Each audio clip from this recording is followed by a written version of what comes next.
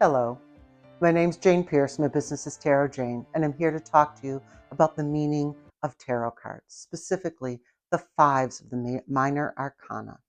The fives are probably one of the hardest numbers in the numbered cards, and that's because they correspond to the fifth sphere on the tree of life, and that sphere is ruled by Mars, the god of war. So in all of these fives, we're going to see conflict or war and the impact of that war. The four suits we're going to talk about are swords, air, thought; wands, fire, passion, and action; cups, water, and emotion; and finally, pentacles, earth, and the practical, mundane areas. So let's get started. What happens when we have conflict in our thoughts?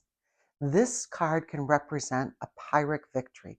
Clearly, there are winners and losers, but it has somebody losing and somebody winning disproportionately. It is not a good card. And while it would be better to be the four figure who's got three swords at the end of the fight, what they've won is the ability to fight more, to have more sharp words, to have more criticism. Nobody wins in the five of swords. Of course, nobody is really very well off in any of the fives. War does horrible things. In the Five of Wands, that fight in action and passion is chaotic. It's lashing out. You can see in the card there's no clear team. Whose side are you on?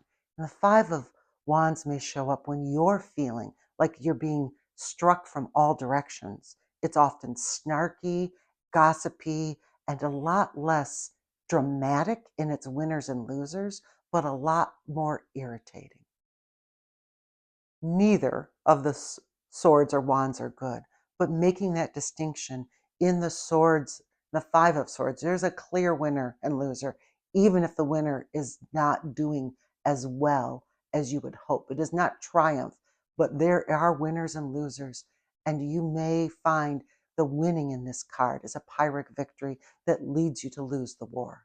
And in the Five of Wands, there's no clear teams. There's the chaos and the battle of war that is so passionate and active that you may find you don't know who you're striking at, or people who are on your team are lashing out at you. Let's move on to the next two. In the Five of Cups, we have the emotional effects of war, mostly grief. But there's a warning in this card. Grief over the two spilled cups has seemed to blind this person to the cups they still have full. This might mean something like don't cry over spilled milk, but it also acknowledges that in our grief for what we lose, we sometimes ignore what we still have. And now the Five of Pentacles. In practicality, in the mundane world, in the physical, financial world, war and conflict bring sickness, illness, poverty, and tiredness. I often think of this card as saying that you don't have enough time, money, or energy to get all the work done. There is, though, a kind of a hidden good part of this card. You'll see there's two characters outside of a church, and they are desperately in need of charity because of those effects of war. But if you are in a couple and this card shows up, it says that the two of you are going through hell. And in that harsh suffering, you may find a way to bind your relationship. If you survive the Five of Pentacles as a couple, there's nothing you can't survive. So I think of this as a hidden reminder that if you've got a partner to support you in this suffering, that you will have this partnership for the rest of your life. And I hope for all of you that you aren't alone in this struggle to find enough time, money, and energy. Luckily, the next cards, the sixes, are much better.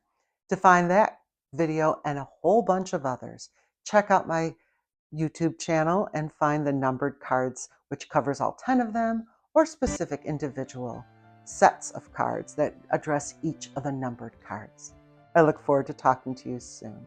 and I hope you have a great day.